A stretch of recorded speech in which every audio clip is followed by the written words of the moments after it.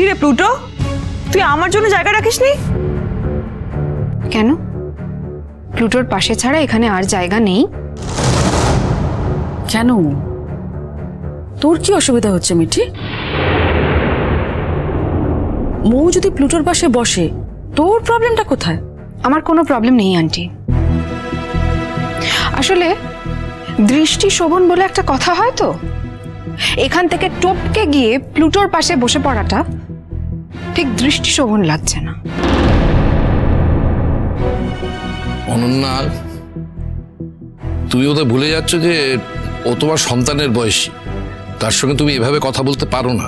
না না না, আমি তো কোনোভাবে কোনো কথা বলতে পারি না, অন্যরা সবাই কথা বলতে পারে, তাই তো? নতুন ঠাকুরপো যে কাজের জন্য আসছে না সেটা তো নাও হতে পারে। নতুন ঠাকুরপোর হয়তো এখানে এসে ভালো লাগবে না, সেইটাও তো কারণ হতে পারে। এইটুকুন স্বাধীনতা তো সেই মানুষটার থাকা উচিত, তাই না? শোনো বৌমা, তোমার এক একখানা কথা সত্যি, এই আধুনিক কালে কথাগুলো না মানে আমরা একদম বুঝতে পারি না। মানে এই টিভি সিরিয়ালে সিনেমার মতন কথাবার্তা এ বাড়িতে চলে না।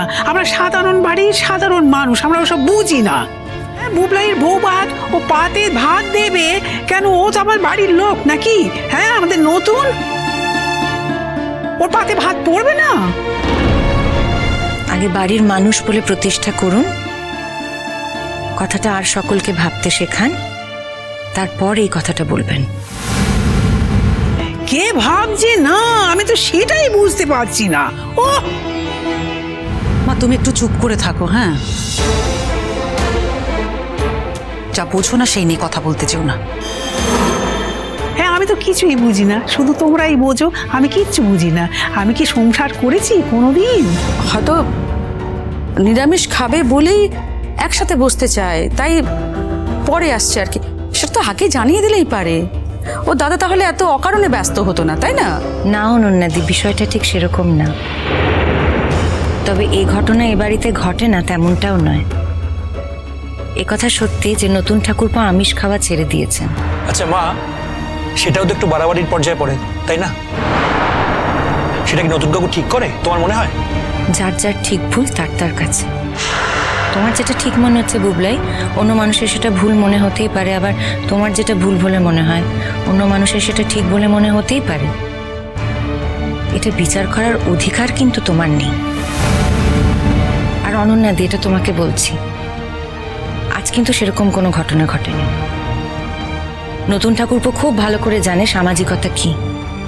কোনো সামাজিক অনুষ্ঠান হলে সকলে একসঙ্গে বসতে হয়, তা সে নিরামিষই খাক আর আমিষই খাক।